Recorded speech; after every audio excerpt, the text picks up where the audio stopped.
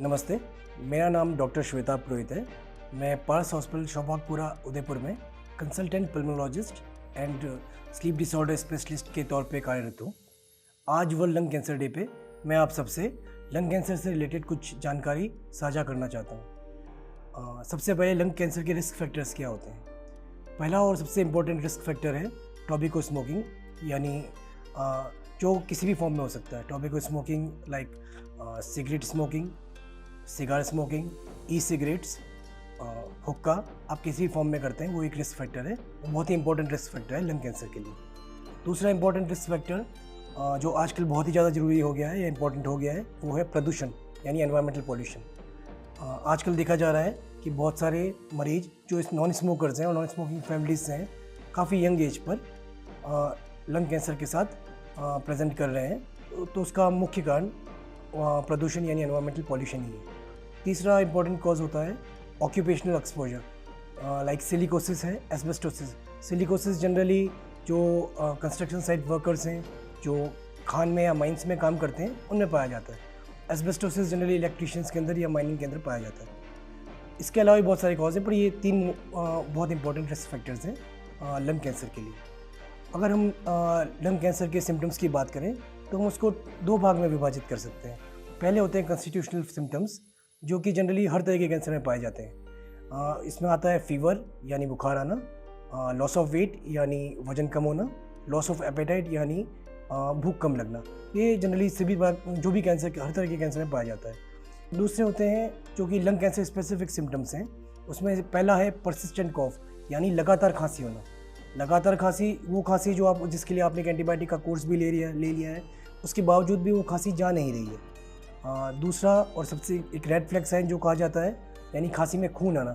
खांसी में खून आना कभी भी नॉर्मल नहीं होता। अगर आपको खांसी में खून आ रहा है तो आपको अपने डॉक्टर से संपर्क करना चाहिए। तीसरा इम्पॉर्टेंट है लक्षण होता है सांस में तकलीफ़ होना। चौथा छाती में दर्द होना। पांचवा एक स्पेसिफिक सिम्टम है आवाज़ बदल जाना या आवाज़ में भारीपन आ जाना। तो ये काफ़ी इम्पोर्टेंट, ये कुछ लक्षण हैं जिनके साथ में आप लंग कैंसर में के पेशेंट जनरली प्रेजेंट करते हैं।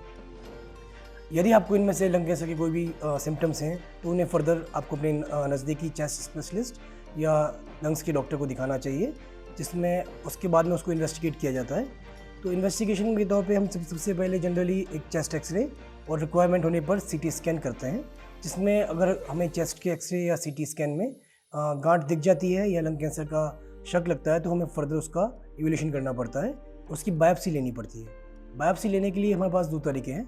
जनरली हम एक दूरबीन की जांच, जिसको कि ब्रोंकोस्कोपी कहा जाता है, उससे बायोप्सी ले सकते हैं।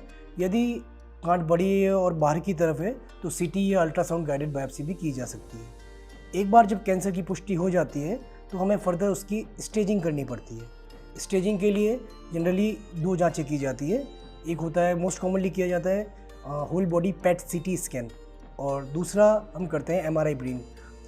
स्टेजिंग का इसकी ये जनरली जो हम कर रहे हैं स्टेजिंग, मेनली हमें पता होना चाहिए कि कैंसर कितना फैला हुआ है, वो फेफड़े तक ही सीमित है या फेफड़े से बाहर भी फैल गया है, क्योंकि लंग कैंसर का इलाज इस पर डिपेंड करता है कि आप किस स्टेज ऑफ कैंसर पे हैं।